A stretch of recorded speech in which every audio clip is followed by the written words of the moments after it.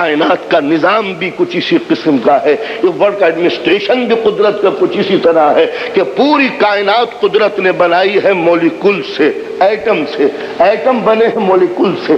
آپ نے اندازہ لگایا ایٹم اسی وقت تک ایٹم ہے جب تک اس کا سینٹر مضبوط ہے، سینٹر جب ہی مضبوط ہے جب نیوکلیس مضبوط ہے، نیوکلیس جب ہی مضبوط ہے جب نیگیٹو اور پوزیٹو پاور کمبائن یونائٹ ہو جاتے ہیں۔ تو معلوم ہوا کہ ایٹم کی بنیاد ہے نیوکلیس پر، نیوکلیس کی بنیاد ہے نیگیٹو اور پوزیٹو پاور کے مضبوط کمبینیشن پر۔ جب نیوکلیس فارم ہوا تو الیکٹران اور پروٹون چاروں طرف روٹیٹ کرتے ہیں تب ایٹم بنتا ہے، بہت سے ایٹم ملتے ہیں تب مولیکولز بنتا ہے، بہت سے مولیکولز بنتے ہیں تب دنیا سجتی ہے۔ جس طرح دنیا مادے سے مولیکول ایٹم سے بنتی ہے، اسی طرح سماج کی دنیا بھی ایک یونٹ سے بنتی ہے جس کا مرکز ہے گھرانہ، اس گھرانے کا مرکز ہے ماں باپ۔ جب ماں باپ مضبوط ہو کے ملیں گے تو یہ نیوکلیس ہوگا، الیکٹران اور پروٹون، یہ لڑکے اور لڑکیاں چاروں طرف اگر اس کے گھوم رہے ہیں تو اب یہ سماج کا ایٹم بنا۔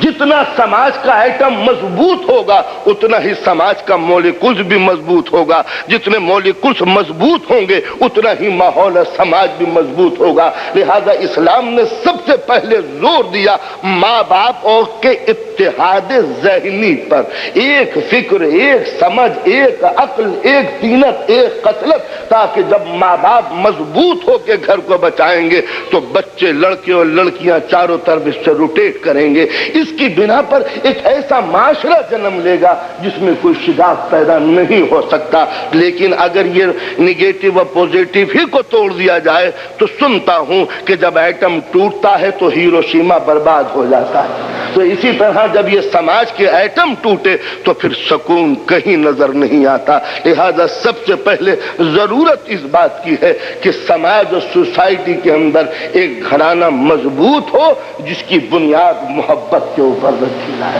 صلوات پڑھیں محمد